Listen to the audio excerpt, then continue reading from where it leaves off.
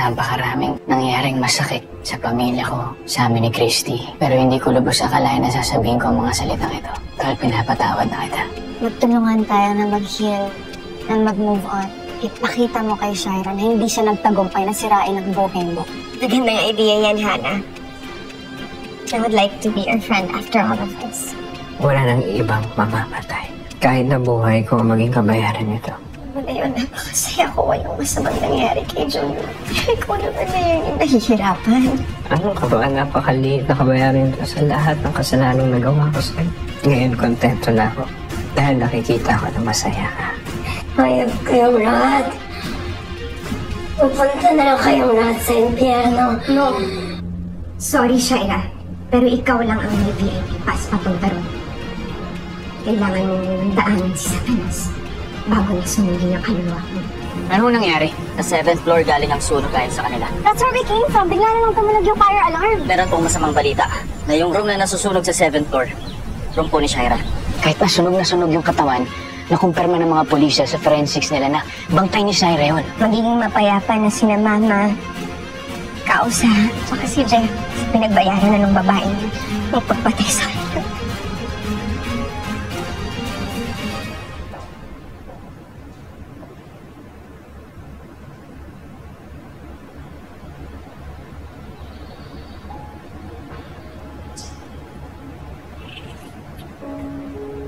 Yan. Muna namin ibili ang aba ni Shaira. Marami siyang naging kasalanan sa atin. Naisip ko, dahil kapatid mo pa rin siya, maybe na gusto mo na sa'yo pa rin yung mga labi. Ilalagay ko yung mga labi ni Shaira kasama nung puntod ni nanay sa ni tatay. Alam mo, nung buhay pa si tatay, pinangarap niya makasama ulit si Shaira, pati na rin si nanay. Okay, ngayon matay na siya. Nagsasama na ulit sila.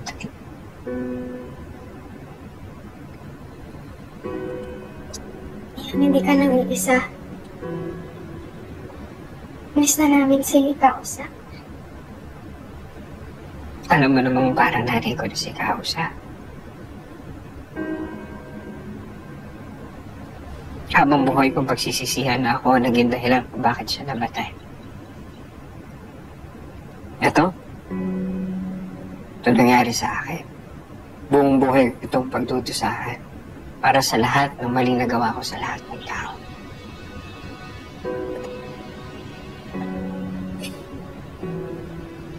Diyan kung nasaan man si Kausa ngayon, sigurado ako na patawad ko na niya. Patawad ka na ni Christy at ni Billy. Baka panahon na tawagin mo yung sarili mo. Lahat naman tayo nagkakamali eh.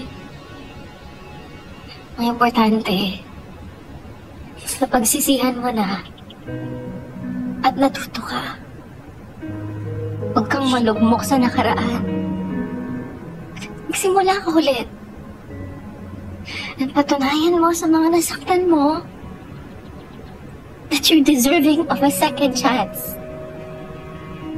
Hindi ko kasi alam kung saan ako magsisimula ulit. Ako nandito, Leo. Ako ang magiging karamay mo. Samahan kita. Hanggang sa maging okay ka. Hindi tayo iwan.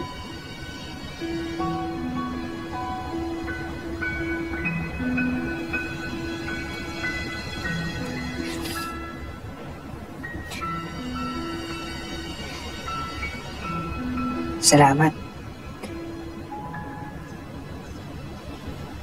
Salamat hindi mo ako iniwan. Minsan ko nang ginawa sa inyo ni Billy yun. At habang buhay ko yun pagsisisihan. Pero habang buhay din ako pabawi sa inyo.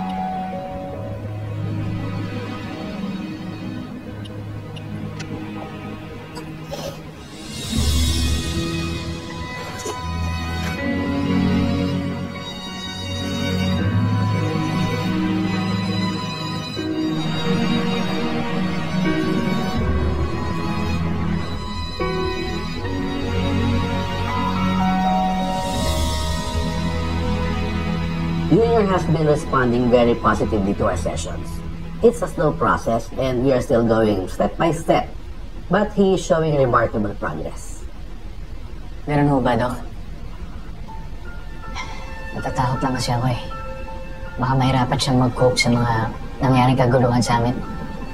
Huwag ka mag-alala, Mr. Mananzala. Junior is on the path to emotional recovery. Maswerte ang pamangkin mo because you're here and you're involved. That's what Junior needs most of all. You're giving him the love and safety to heal. Salamat, Doc, ha? Mauna na po ako sa inyo. Sige po. Sige. Salamat po.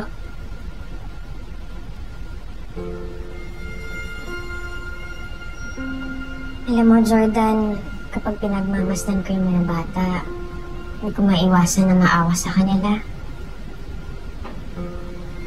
Si Tori, Jeremy, si Junior, lahat sila may mga traumatic na experiences dahil kay Shaira.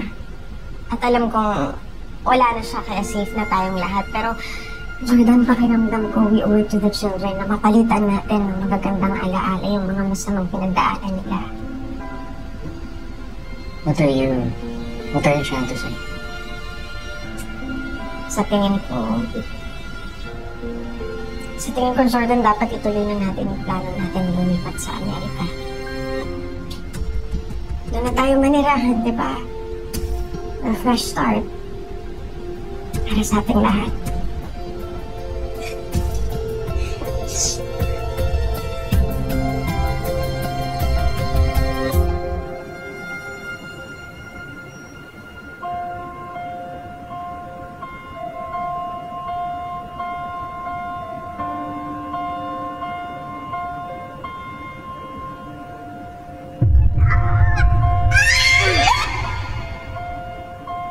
Sinasabi mo, mahal mo ko.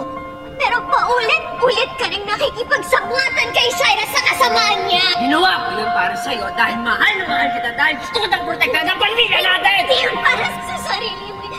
Sarili mo lang!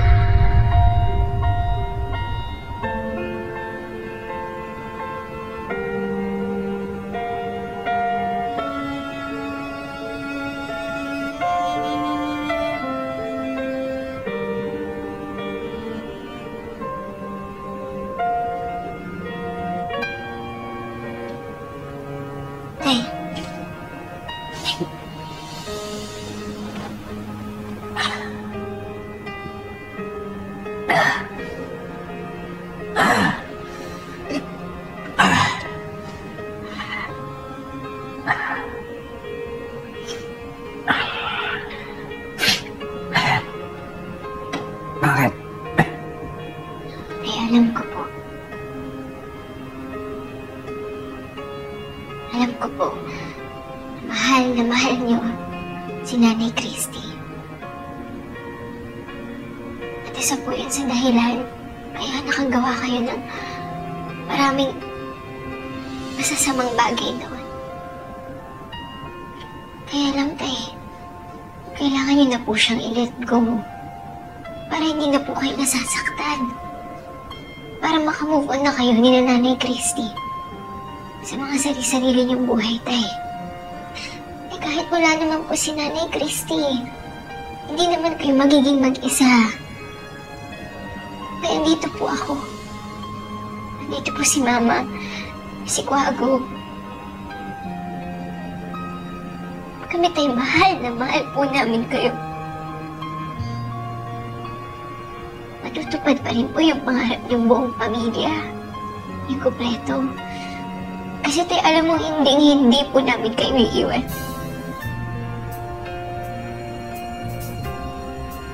Hindi po namin kayo iiwan.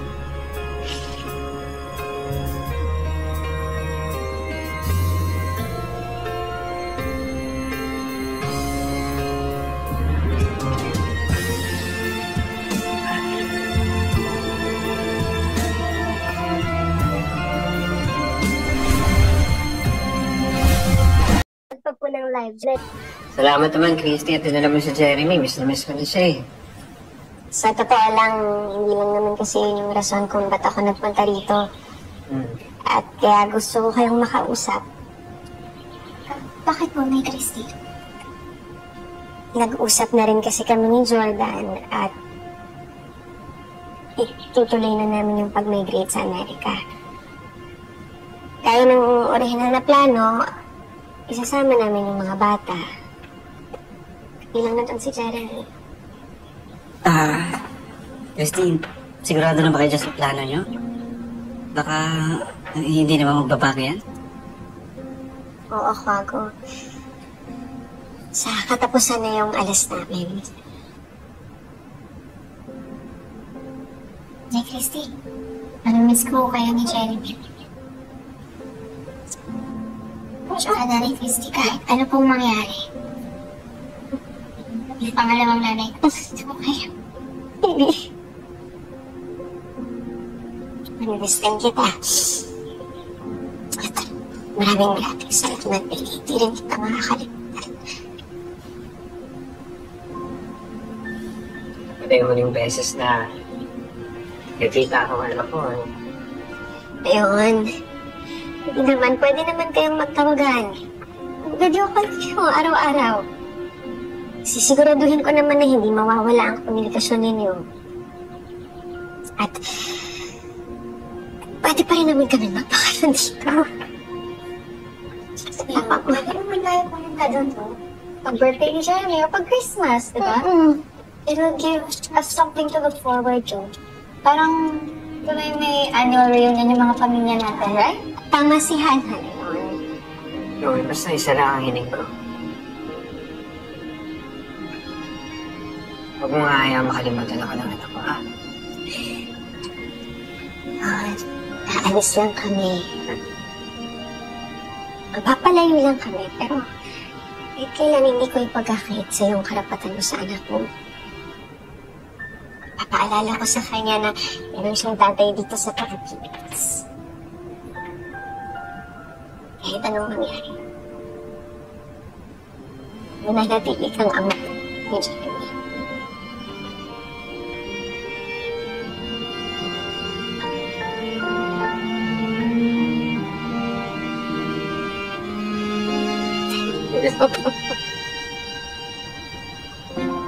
Jordan, meron pa bang maihahabol dyan, oh? Meron. Malapit Malapit na to. Wait. Dami na nito.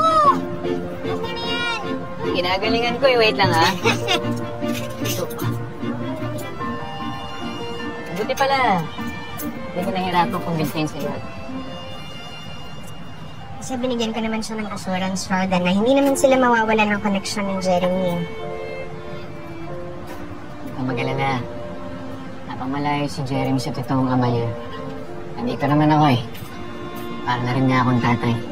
Tutuloy ko siyang parang tunay kong anak. Salamat, Jordan.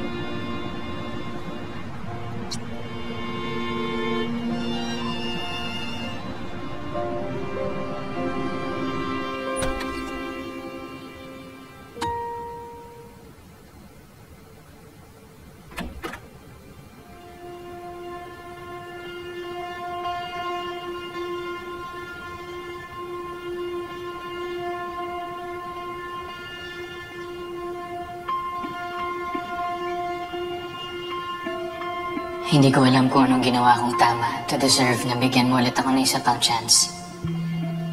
Ang daming beses ko na nagkamali. Akala ko wala nang pag-asa na maging tayo pa rin sa huli. Pero salamat. Dahil na-appreciate mo ang effort kong magbago.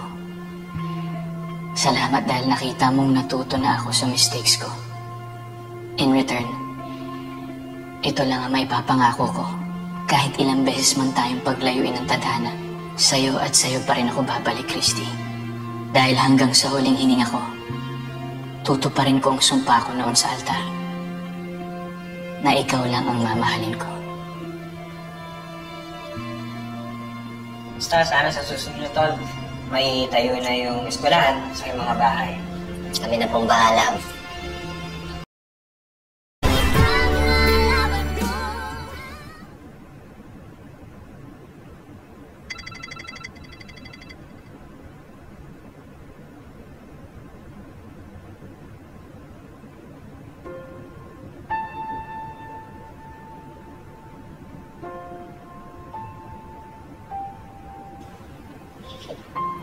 Ganda ng ngiti mo, ah. Ma, Sino kausap mo? malabo. Si Quago ba yan?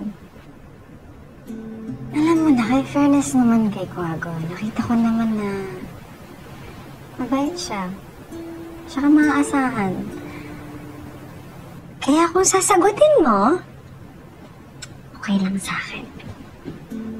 Pero ma, wala pa po kasi sa isip ko yung magbo-boyfriend. Gusto ko makatapos ng college. Gusto ko po munang tuparin lahat ng pangarap ko. At yung pangarap ng pamilya natin. Alam mo, anak, natutuwa ako. Nakikita ko na maayos ang pagpapalaki ng tatay mo sa'yo. At ni Kausa. Nung nawala kasi ako, napuno ako ng guilt. Ng pagsisisi talaga. Kasi ang daming oras na nawala sa ating dalawa. I wanna make up for all the time na nawala ako. Sa oras na nawala sa atin. Gusto ko maging part ng pagbuo ng pagkatao mo. And I wanna help make you the best version that you can be.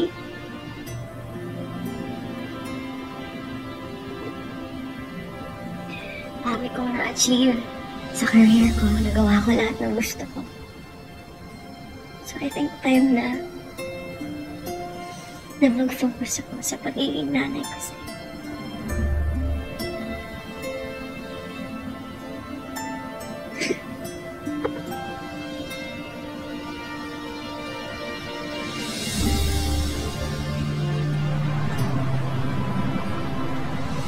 Okay, ayan. Wow! Mga anak, ready na tayo para sa flight natin, ha? Alam nyo, yung bagong buhay natin na madadatnan doon, sigurado ako, mas maayos at masaya. Siyempre. At alam niyo ba, di ko man hawak ang future. Pero Christy, sinisigurado ko sa inyo na kahit anong pagsubok ang dumating sa pamilyang to, lahat yung malalagpasan natin kasi sama-sama tayo at hindi na tayo mag-iwalay. Pangako yan. Hindi na, Jordan, ha? Hindi na. Tsaka gutom na kami. Kain na tayo. Kaya na. Sige, ano gusto mo?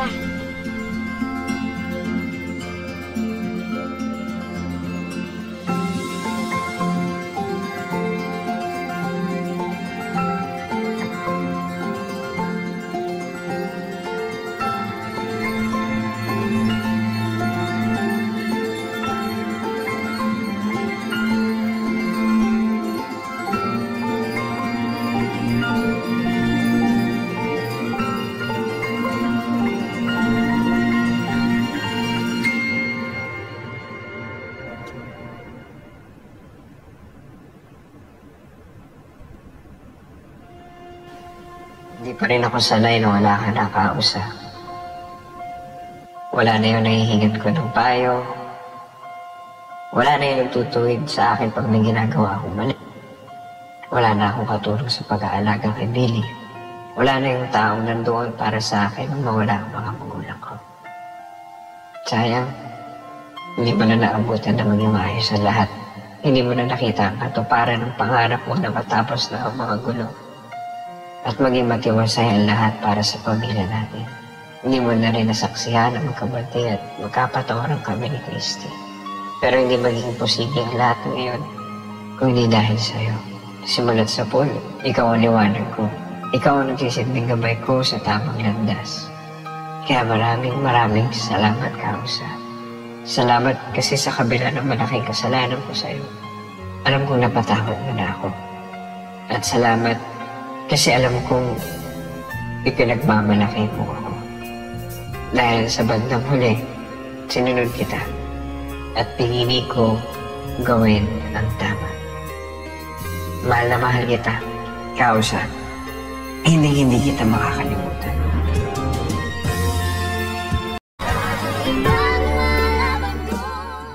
Mulat sa pool, ang pangarap ko lang ay magkaroon ng buo at kumpletong pamilya.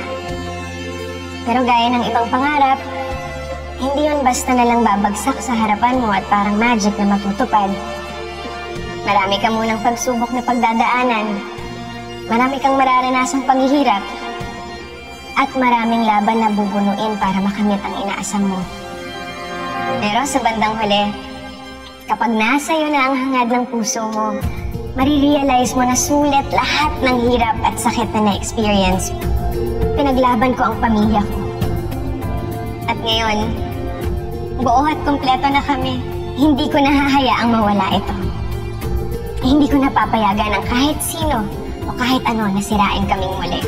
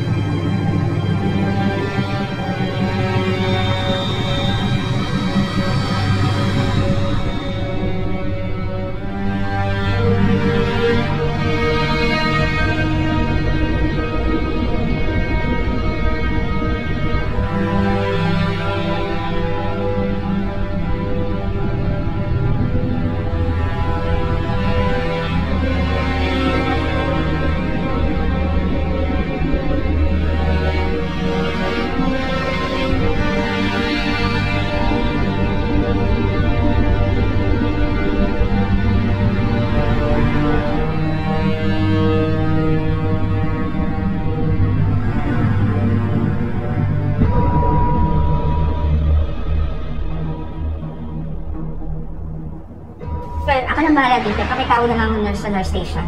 Sige, Pano. Anong gagawin mo sa akin? Ha? Ano yan?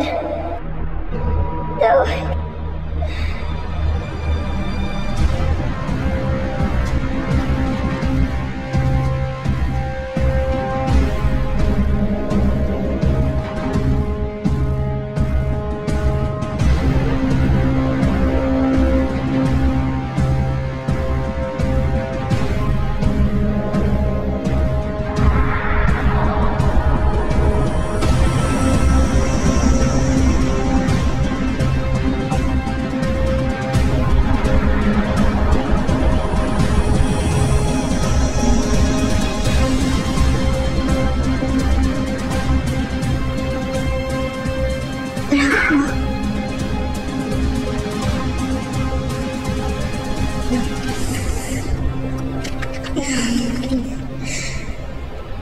Patay ka na.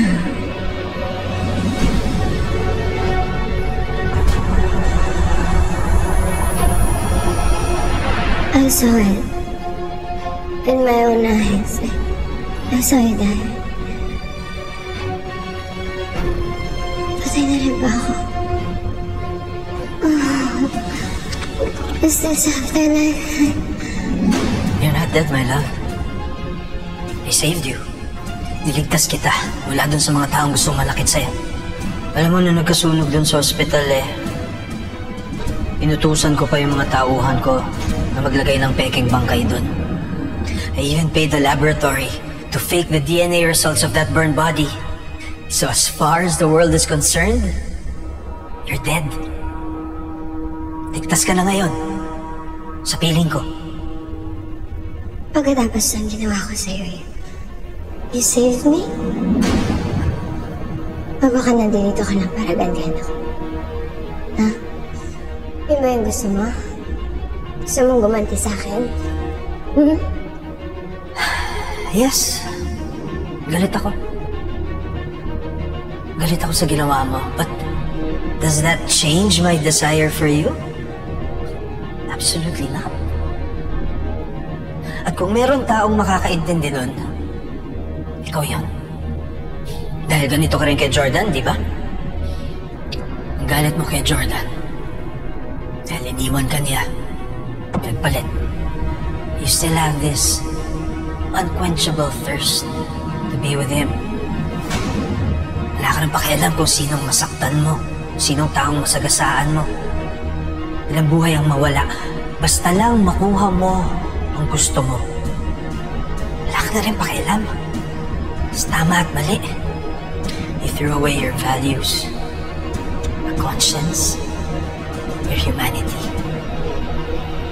Dahil ayaw mo lang mapunta sa iba ang taong gusto mo.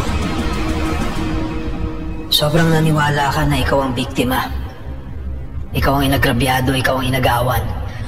So you believed that you were the hero in this story. That you deserve a happy ending, no matter what it takes. Pero ang katotohanan, nabulag ka sa sarili mong pagmamahal. At hindi mo na nakita na unti-unti ka nang naging halimaw. You became the villain. Ginawa ko lahat ng... Dahil kami ni Jordan ang nababagay sa isa't isa. Walang kahit sinong babae ang makakatumbas ng pagmamahal na binigay ko sa kanya. Asawa ko si Jordan. At ako lang ang makakapagpasaya sa kanya. You don't have to defend yourself to me, Audrey. I relate with you. I agree with you 100%. And willing rin akong gawin lahat ng ginawa mo para lang mapasakin ka dahil mahal na mahal kita. I don't care if I'm the villain. At ngayon nasa akin ka na. Sisiguraduhin ko na hindi ka na makakawala. Pareho tayong halimaw, Audrey. That's why we deserve each other. So from this point on, it's you and me. Forever.